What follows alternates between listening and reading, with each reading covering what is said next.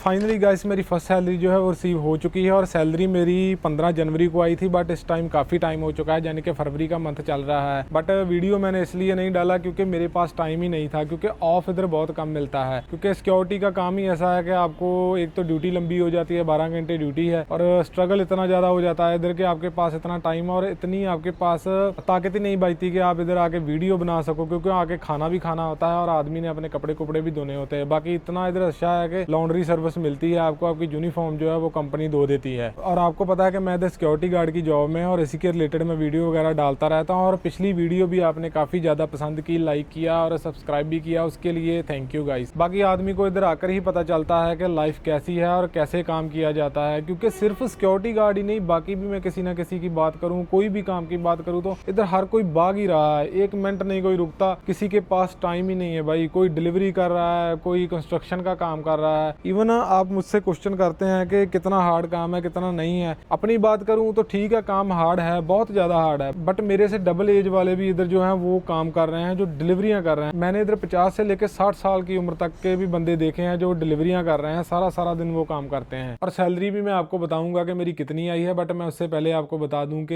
ये मैंने दुबई माल से DJI माइक मिनी बाय किया था, जो कि मुझे 340 दिरहम का पड़ा था और बाकी सैलरी जो है उसमें से मैंने कुछ अपना खर्चा रख के बाकी घर में डाल दी थी। और सैलरी का इनका सिस्टम ऐसे है कि जैसे आपका दिसंबर मंथ का सैलरी है वो आपको 15 जनवरी को मिलेगा और जनवरी का जो सैलरी है वो आपको 15 फरवरी को मिलेगा, यानी कि 15 दिन की सैलरी जो है ये अपने पास रखते हैं। क्योंकि कई बार जो लोग हैं वो कंपनी को छोड़कर भागने की सोच लेते हैं, जैसे कि इन्होंने सीरा जो है वो भी कराया होता है एंड सीरा की जो कॉस्ट होती है वो कम से कम 1500-1600 दिरहम होती है, जो कि ये नहीं लेते, बट एमिरेट्स ID की कॉस्ट ये काटते हैं। और इसके अलावा एक पुलिस क्लीयरेंस सर्टिफिकेट होता है जिसका नाम है गुड कंडक्ट सर्टिफिकेट, उसकी भी ये डिडक्शन करते हैं, जो कि सारी की सारी ही मेरी पे स्लिप में पड़ी हुई है, जो कि मैं आपको बताऊंगा। तो सैलरी की बात करूँ तो सैलरी जो है वो मेरी आई है 1059 दिरहम्स और पे स्लिप आप जहाँ पर देख सकते हैं और जहाँ पर सारा का सारा ही मेंशन हुआ है कि कब मेरी सैलरी स्टार्ट हुई है और कितने दिन की मुझे सैलरी मिली है।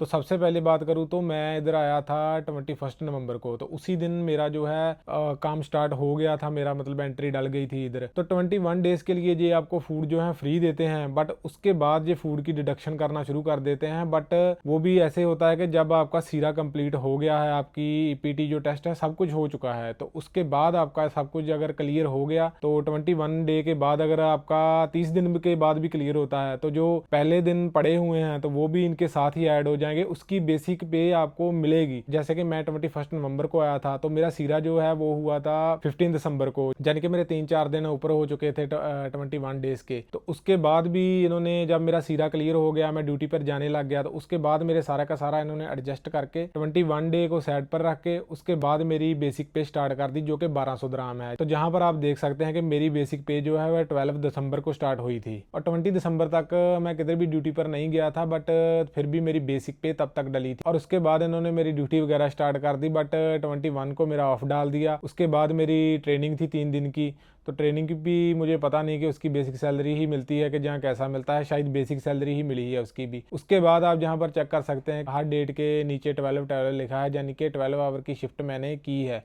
तो 30 तारीख को भी मेरा ऑफ था, तो उसके बाद मैंने 1-2 तारीख तक मतलब फिर से काम अपना स्टार्ट कर दिया था। तो इस सारे के सारे टाइम की ही मुझे बेसिक पे मिली है। तो बाकी जो 12 जहाँ पर लिखा है इसकी मुझे फुल पे मिली है। और इस साइड में आप देख सकते हैं कि सारा का सारा जो आपका अमाउंट है वो बना पड़ा है, जिसमें आपको DPS अलाउंस यानी कि आपका सीरा कार्ड का जो अलाउंस है वो मिलता है, तो वो 720 दिरहम है, तो वो भी बढ़िया है, उसके बिना तो सैलरी कुछ भी नहीं बनेगी। बाकी ड्यूटी मेंशन तो 9 घंटे की होती है, बट ओवर टाइम जो है वो 3 घंटे बन जाता है, बट सैलरी जो है 2 घंटे की मिलती है। किसी भी कंपनी में चले जाओ सारे के सारे ही ऐसे है, आपको 2 घंटे की ही ओवर टाइम की सैलरी मिलेगी, जिसका रेट थोड़ा सा ज़्यादा होता है। नॉर्मल आप देख सकते हैं कि कुछ 5.13 दिरहम्स है और इसका जो रेट है वो 6.58 दिरहम्स है। तो ये है सारी की सारी सैलरी। और एक इधर 300 दिरहम्स और भी मेंशन है, तो वो मैंने 30 नवंबर को एक इवेंट में काम किया था, जहां पर मैंने 15 घंटे ड्यूटी की थी, स्टैंडिंग ड्यूटी। इवेंट में स्टैंडिंग ड्यूटी होती है, इतना बुरा हाल था उस टाइम के, छोड़ ही दो आप बात। तो इतनी स्ट्रगल ही थी उस टाइम के, बात ही मत करो। यानी कि 2 घंटे आने में लगे, 2 घंटे जाने में लगे और 15 घंटे मैंने ड्यूटी की। 19 घंटे मैंने स्ट्रगल किया फुल उस दिन, पहली टाइम मैंने ड्यूटी की थी। और उसके बाद बात आ जाती है डिडक्शन की। तो डिडक्शन आप देख सकते हैं कि सबसे पहले लॉन्ड्री लिखा हुआ है। लॉन्ड्री की जो डिडक्शन है वैसे तो 21 दराम है, बट मुझे नहीं पता कि मेरे 28 दराम इन्होंने क्यों काटे।